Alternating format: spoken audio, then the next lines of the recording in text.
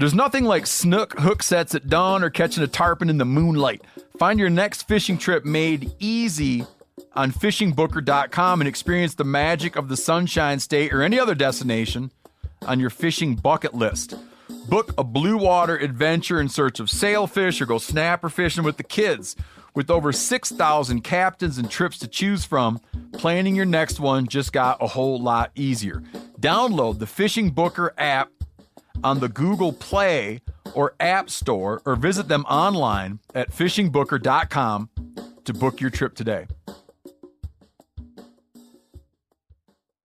This festival and concert season will be all about the boots, and Tecovas is your stop before attending your concert. All Tecovas boots are made by hand in a time-honored tradition with timeless styles that are always on trend. And Tecovas has first wear comfort with little to no break-in period. I wear mine every time I go out, especially to a concert. Stop by your local Tecovas store, have a complimentary drink, and shop new styles. If you can't make it to a store, just visit tecovas.com, that's TECOVAS.com, and find your new favorite pair of boots today. Outdoor adventures won't wait for engine problems. Things like hard starts, rough performance, and lost fuel economy are often caused by fuel gum and varnish buildup. Seafoam can help your engine run better and last longer. Simply pour a can in your gas tank. Hunters and anglers rely on Seafoam to keep their engines running the way it should the entire season. I do. Now pick up a can of Seafoam today at your local auto parts store or visit SeafoamWorks.com to learn more.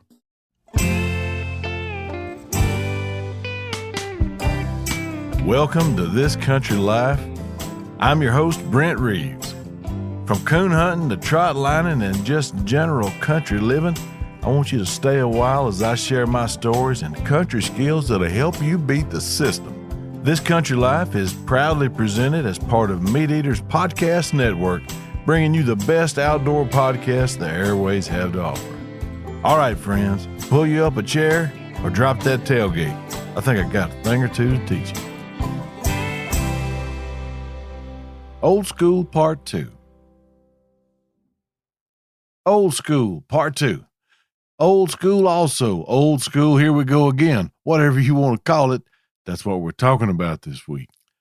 A continued conversation on things I find value in that the world has generally passed on by. I like innovation and progress, but not just for the sake of change. I'm a big fan of tradition and legacy and paying respect to the folks that got us here by keeping their customs and practices alive. Round 2 of Old School is up next, but first, I'm going to tell you a story.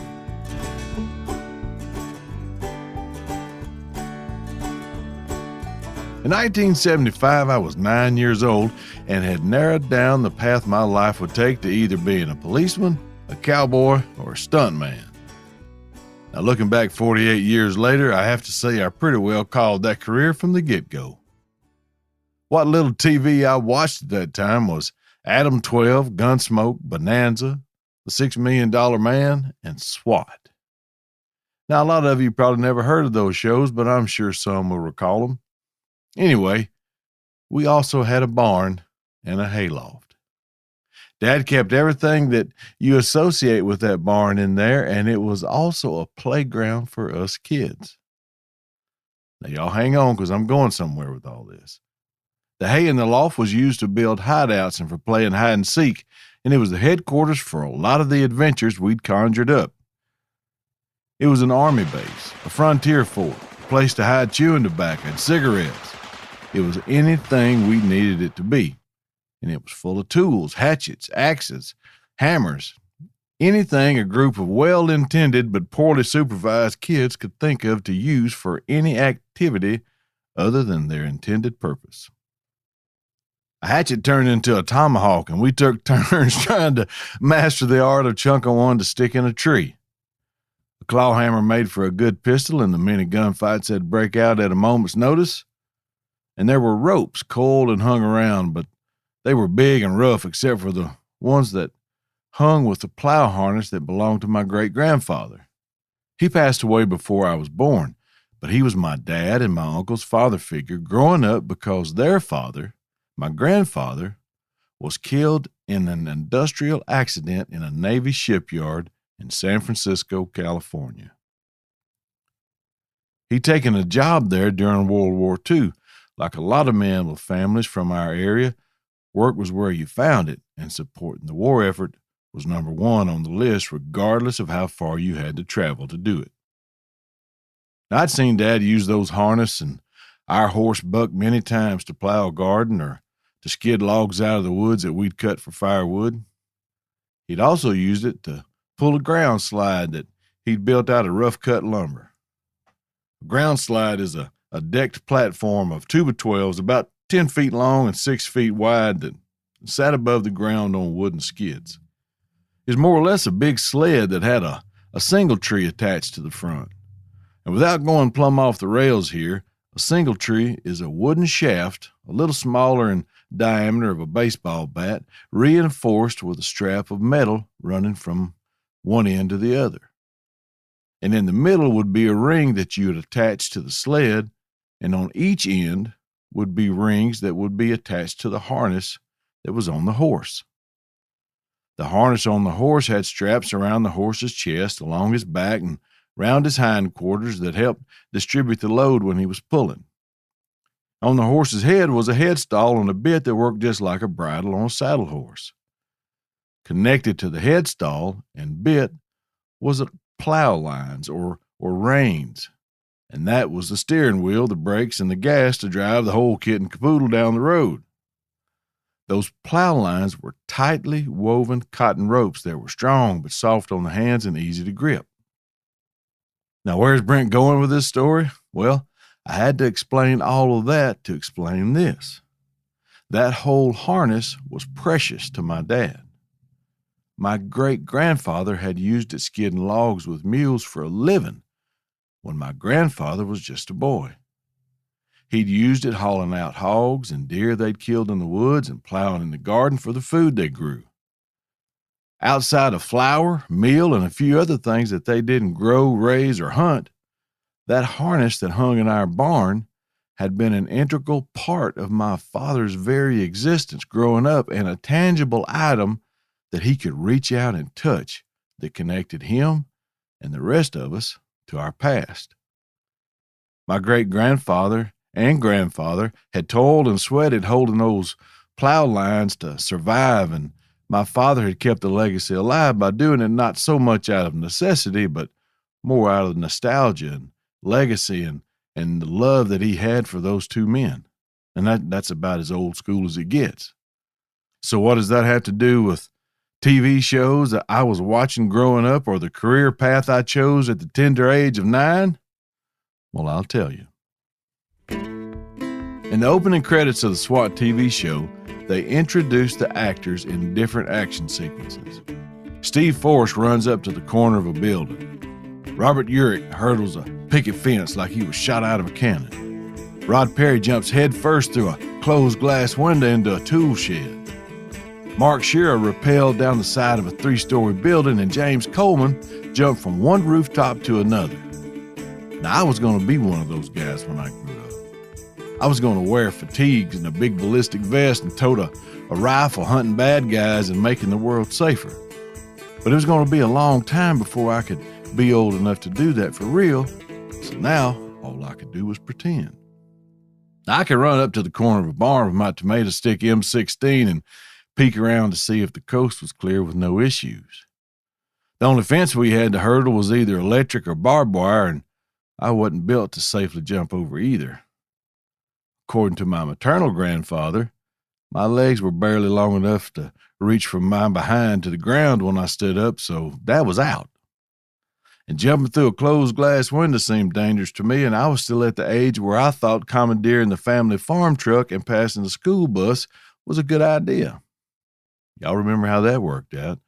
If you don't know what I'm talking about, skip back to episode 157. But I wasn't about to jump through no glass window. The only roofs around was the house and the barn, and they were 200 yards apart, and Spider-Man couldn't jump that far. But I did have a 2-story barn. All I needed was some rope, and there was a lot of it hanging up in there. That rappelling scene was my favorite anyway, even though I didn't know what it was called. But that's what I was going to do. I just had to figure out how to do it.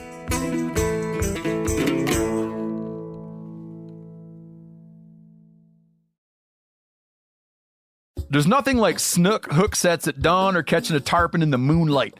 Find your next fishing trip made easy on fishingbooker.com and experience the magic of the Sunshine State or any other destination on your fishing bucket list. Book a blue water adventure in search of sailfish or go snapper fishing with the kids. With over 6,000 captains and trips to choose from, planning your next one just got a whole lot easier. Download the Fishing Booker app on the Google Play or App Store or visit them online at fishingbooker.com to book your trip today. You ever get that feeling you're stuck inside staring at screens and a primal urge kicks in? You crave wide open spaces, fresh air, the chance to connect with the land.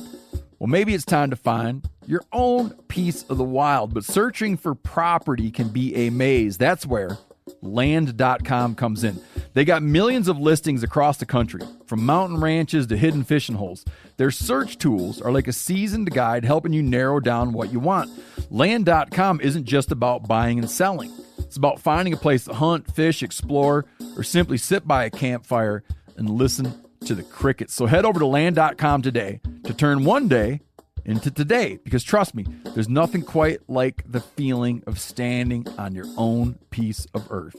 We've all seen plenty of gadgets and fads come and go, but there's one product that stood the test of time: Seafoam motor treatment. Now, lots of hunters and anglers know that Seafoam helps engines run better and last longer. It's really simple. When you pour it in your gas tank, Seafoam cleans harmful fuel deposits that cause engine problems. I'm talking stuff like hard starts, rough engine performance, or lost fuel economy. Seafoam is an easy way to prevent or overcome these problems. Just pour a can in your gas tank and let it clean your fuel system. You probably know someone who's used a can of Seafoam to get their truck or boat going. You do know someone. Me. I've been using it for years. Really. People everywhere rely on Seafoam to keep their trucks, boats, and small engines running the way they should the entire season.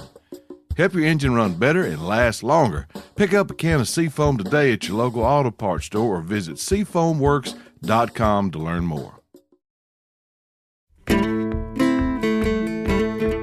I went through the barn, stuck a pair of slick-palmed white mule gloves in the bib of my overalls. I grabbed a big coil of rope that was hanging on the wall, threw it over my shoulder, and headed up the ladder to the hayloft. The rope was thick, heavy, and rough, and it scratched the fire out of my neck. That was a deal breaker. How in the world was I supposed to zip down the side of the building looking like a hero on a rope that was so rough Tarzan would rather walk than swing on? There had to be something better. And I looked all around, and hanging in the back corner and hidden in the shadows was a coil of pretty gray rope. My great-grandfather's plow lines. I crawled over an anvil and a box of used horseshoes and stood before the harness, the trace chains, and I ran my hands across the smooth cotton braids of strong rope, and my eyes got wide with excitement. That was it. I had found the perfect rope. This might even be what that SWAT man on TV was using. Maybe his daddy had a harness in his barn. I unhooked each end from the bit. I threw it over my shoulder and smiled as it lay perfectly without feeling like I had a bobcat in a headlock. I climbed the ladder to the loft, anchored one end of the rope by tying a square knot on a 4x4 post, and I chunked the other end out the loft door where we pitched the hay bales in. I put on that pair of slick white mule gloves, I grabbed the rope, and bailed out of the door like I knew what I was doing. I did not. Swinging out into space and squeezing that rope with all my strength did nothing to counteract the force of gravity that was pulling me down that rope like a falling yard dart.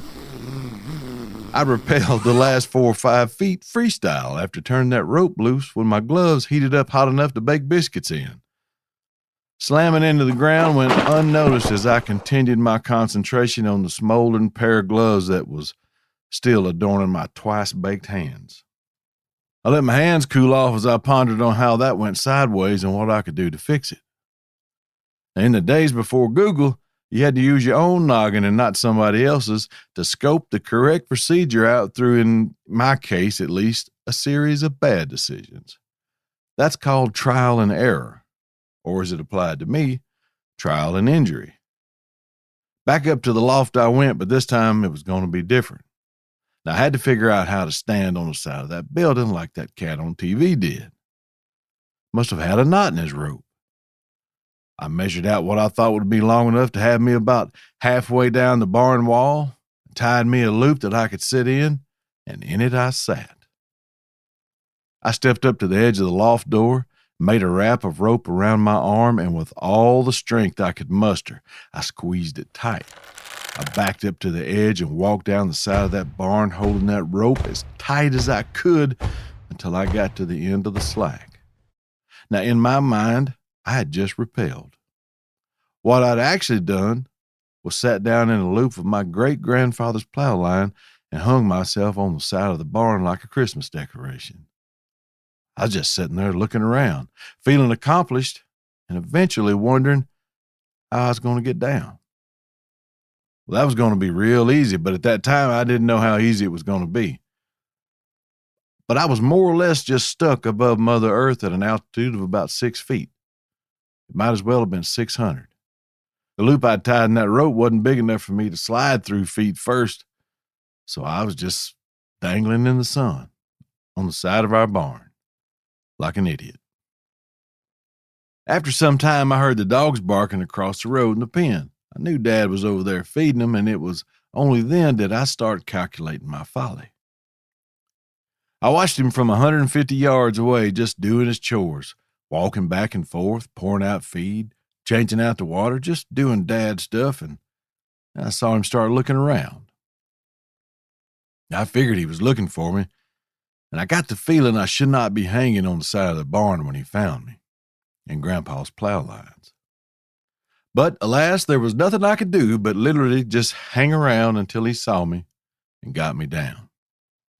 By his measured and purposeful walk, I realized the moment he saw me.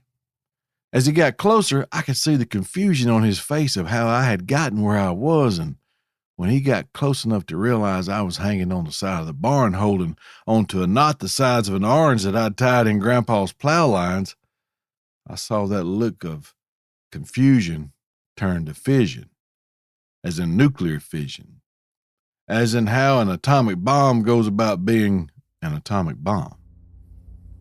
His face flushed red, his jaw tightened up, and I could feel his eyes burning me hotter than the rope had earlier when I slid down it like a zip line.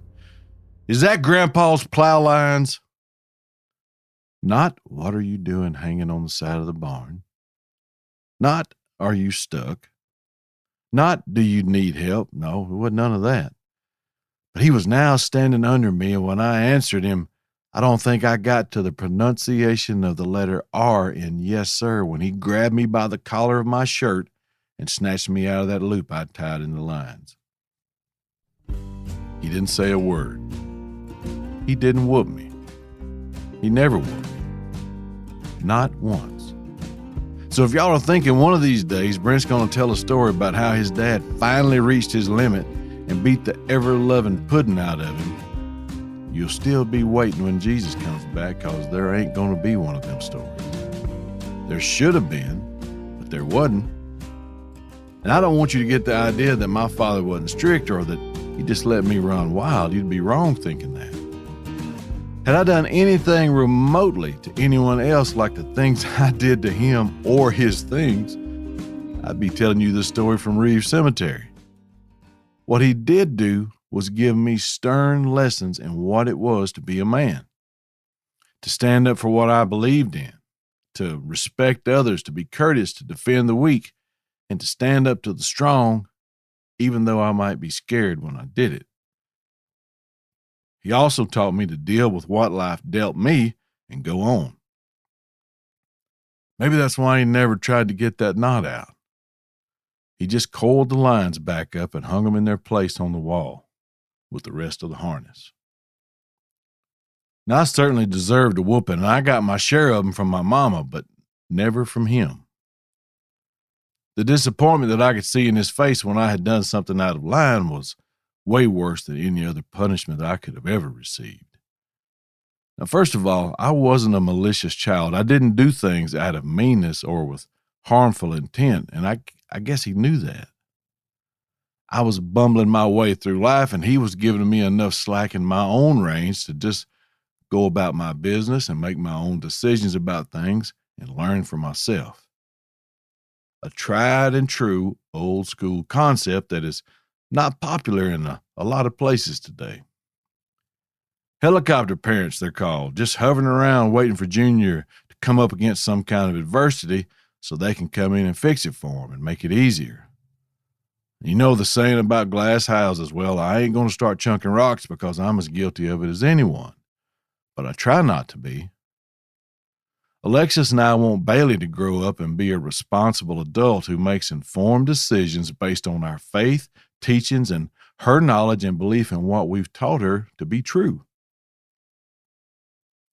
We also want her to face adversity, and as hard as it is to witness, she has to lose sometimes. And she has to feel rejection and disappointment because life, real life, is full of that. And that's where the good folks come from. The ones that get knocked down and get back up with the risk of getting knocked down again. Intestinal fortitude, guts, gumption, whatever you want to call it, you got to have it to make it, especially in a world where everyone's an expert and has an opinion that they can hide behind a username when they give it. I was talking to Pat Durkin the other day about a recent article he wrote. Pat's one of my favorite contributors of the written word and has a ton of interesting articles on the Meat Eater website. We were talking about how people were reacting to a guy killing a mountain lion that had approached him. I don't care what your opinion of it is, and I'm not going to belabor you with mine because it's been adjudicated and it's over. Plus, I wasn't there. What we were discussing was the ration of fertilizer that guy was getting pummeled with online. That was the topic of our conversation.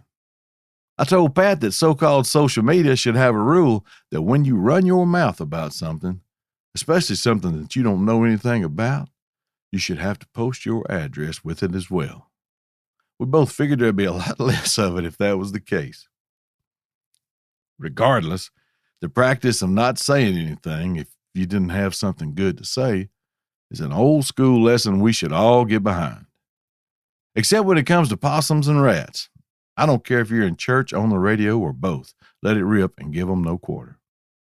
Now, I talked about how my father had taught me to be a man, how to be strong, how to learn from adverse conditions and do the right thing. Well, those attributes ain't confined to boys, and while a lot of what he was teaching me was the building blocks of manhood, they're the same lessons I'm teaching Bailey. Some of the strongest people I know and look up to are women, and it's my nightly prayer that we're raising another one.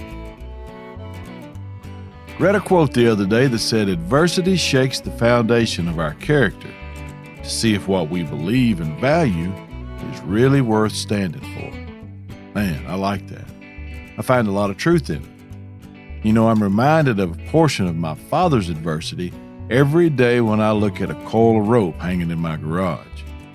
It's smooth and gray rope that you can tell is strong when you run your hands over it. On each end is a set of snaps that were used long before I or my father was born to attach the ends to a horse's bit. Somewhere between those two lines is the knot about the size of an orange that a 9-year-old boy tied.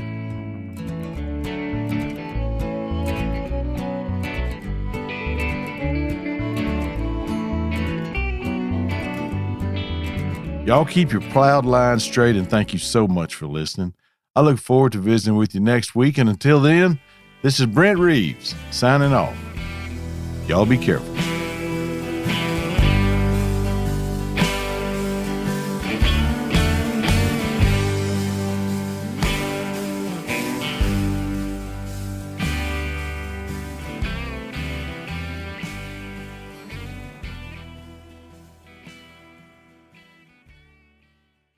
This festival and concert season will be all about the boots, and Tecovas is your stop before attending your concert. All Tecovas boots are made by hand in a time-honored tradition with timeless styles that are always on trend. And Tecovas has first wear comfort with little to no break-in period. I wear mine every time I go out, especially to a concert. Stop by your local Tecovas store, have a complimentary drink, and shop new styles. If you can't make it to a store, just visit tecovas.com, that's TECOVAS.com, and find your new favorite pair of boots today. Outdoor adventures won't wait for engine problems. Things like hard starts, rough performance, and lost fuel economy are often caused by fuel gum and varnish buildup.